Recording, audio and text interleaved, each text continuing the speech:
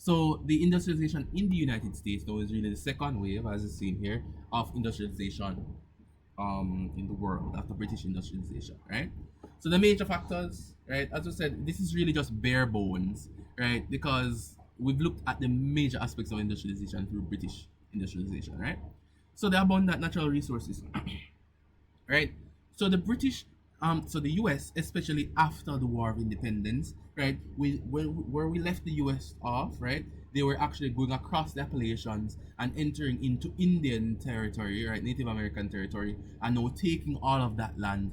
And now within that land, now we can see that the United States, the continental United States, had vast reserves of natural resources such as coal, oil, iron, timber, etc. Right, and large waterways like the Mississippi River, right, and all different types of river like the Colorado River, right, that could facilitate the transportation and movement of raw materials, right, necessary for industrialization, right. So we have all of these resources. So all that's left to do now is some amount of technological innovation. The US experienced technological innovation during the Industrial Revolution with inventions such as the cotton gin, the steam engine, the telegraph, all these things coming from Britain. They use these things, right? In order to revolutionize manufacturing, right? Especially like the assembly line, right? The creation of factories and the assembly line would have revolutionized the manufacturing processes and increased the productivity in the United States, right? Access to capital was also important because the US too, right, contributed from enslaved efforts, right? So the US had access to capital through domestic investment, foreign investment, and bank systems, which provided funding for industrial enterprises, infrastructure projects, and technological innovations as well, right? So we had that there, and we also had transportation infrastructure. So why the US industrialization really was built on the back of British industrialization, because all these things were already invented at the time. Now what they're doing now is implementing them, right? That's what they're doing, implementing them. So improvement of the transportation infrastructure, right, mainly through canals, railroads and highways, right, facilitated the movement of goods and raw resources and people across the country, right. The United States is is really large, right? So the transportation, especially from California, right? In California, you had what is called the gold rush. We found a lot of gold, right? They found a lot of gold in California, and all of that was transported towards industrial centers on the eastern coast, right? So from all these different territories where they found silver mines and coal mines and oil wells, right? All of these resources could have been transported easily, right, via this, right? We also had here some of the major factors continuing. Expansion is important as well. So the US experienced rapid population growth, urbanization, westward expansion. So as we saw the westward expansion from the Manifest Destiny, right? Creating a large domestic market for the manufactured goods and stimulated the economy, right? They also had government policies put down now, right? Such as protective tariffs, subsidies, and land grants and patent laws encourage industrialization by providing incentives for investment, innovation, and market development, right? So now the government actually started to encourage citizens, right? Usually citizens of upper class, of course, to actually go out and create stuff, right? To industrialize societies, right? We also have immigration and labor support now. This is where we have the start of US immigration, where immigration provided a steady influx of labor to fuel industrial growth, right? So from the very get-go, right, the United States is built on immigration, right, the works of immigrants, right, to build their industrialization efforts, right. So immigrants arriving from Europe and Asia to work in factories, mines, and construction projects, and we also have entrepreneurship and, of course, capitalism. The culture of entrepreneurship and capitalism would have driven, right, their need, right, for profit through investment, innovation, and risk taking, right. So we have that there. The key stakeholders now.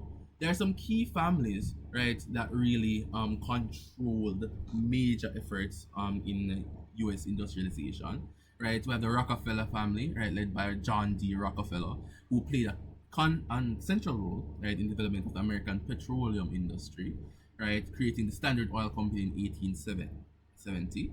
We have the Carnegie family, right, built by Andrew Carnegie, right? So they worked with the steel company, right, in the late 19th century. And we have the Vanderbilt family by Cornelius Vanderbilt, who was a big proponent in the transportation industry, right? So I'm not sure Vanderbilt is a name that is really synonymous with cars nowadays. Carney is very synonymous with steel and creation of materials for construction.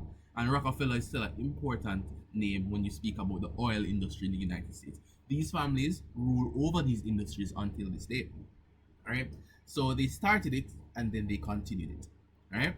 So we have these families, right? To these economic empires were built around these families who helped with the industrialization of the United States, right? We also have some other families that we haven't looked at, like the Ford family, the inventor of the Ford T model, the Ford brand that is still around today. The Ford family was one of the important families for automobiles as well, right? So there are other families that led economic enterprises that actually helped with the industrialization of the continental United States. Right? The impact on the Caribbean and Latin America now, all we have is more dependency.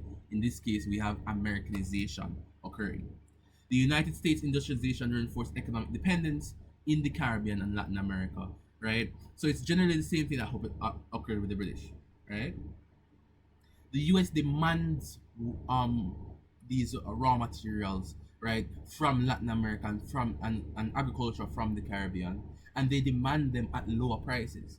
So I think around in contemporary Caribbean society, right, I think till this day we still really undersell our products, right, to large corporations and to metropoles, right, and to large industrialized societies like the US.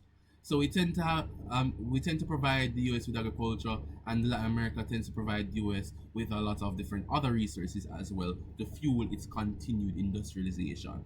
Right, so it's something that we can still see today.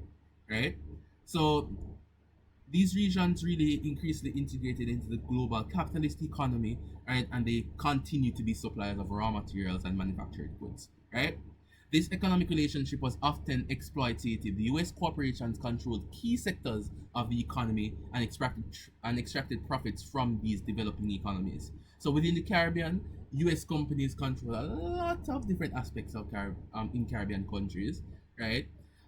As well as within northern South America, right? So Latin America, right? We have unequal trade relations. The U.S. industrialization deepened unequal trade relations between the Caribbean and Latin America, right? And between the United States and the Caribbean and Latin America, right?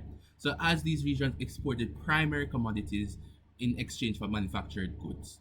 So what will happen is that we send them raw goods, right? I think this is it. This is okay, or this is all right for us to like write about, right? Because this is still happening today, right? So what we do, we export these commodities to the United States or to other countries that are industrialized, right? And then they give back the refined products at much higher prices, right? So they steep the prices. So we sell at a lower price and we buy at a much higher price than what we sold for, right? So that is the exploitative, unequal trade relations that we see there.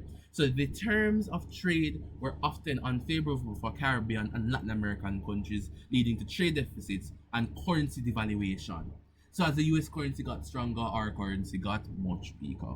Right, so we also have debt accumulation as well, which further exacerbated economic dependency and hindered any type of domestic industrialization efforts in the Caribbean and Latin America. Latin America has broken free from it somewhat because their countries are way more organized and industrialized rather than Caribbean economies. But sadly, majority of the Caribbean is still agrarian till this day and still dependent. Right? So we have that there. Infrastructure and development and labor dynamics as well. So the industrialization facilitated infrastructure development in the Caribbean and Latin America. So the United States companies and stuff like that would actually come into the Caribbean and help with transportation and communication infrastructures, right?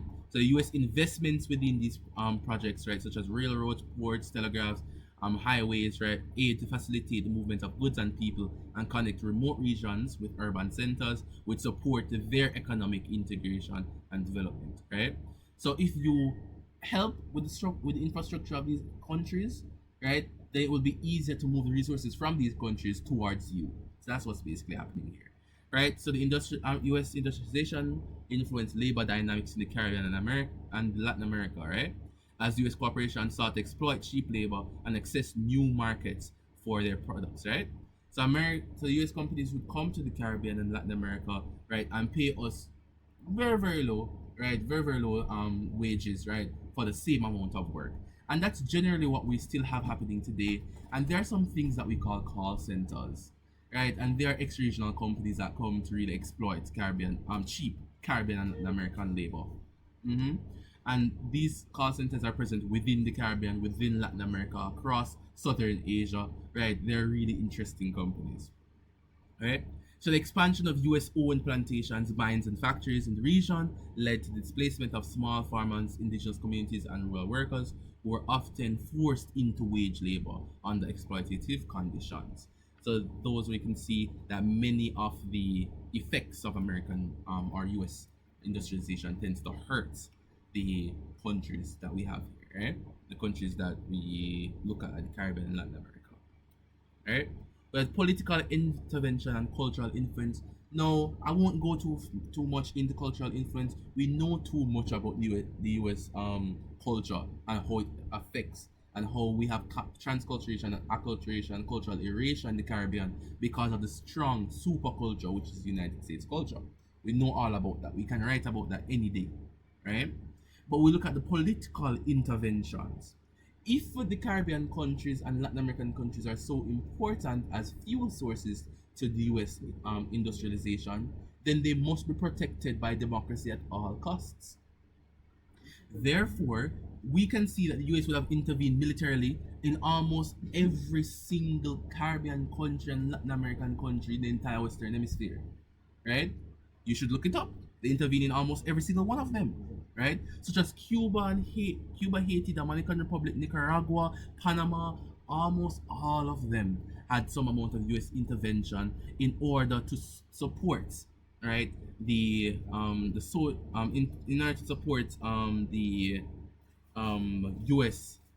How would you call it now? Investments or US interests, right? And you guys would have looked at this within CSEC history, looking at the United States in the Caribbean. You guys would have looked at that already, right? So we're looking at these issues as well, right? So we're trying to protect. They're trying to protect the colonies, or well, let me stop calling them the colonies, right? They're trying to stop the Caribbean states and the Latin American states from succumbing to leftist or socialist governments, right, which are perceived as threats to U.S. interest, right? So the spread of so we have that there. So we have also had the spread of American culture, norms, and values and lifestyles, right?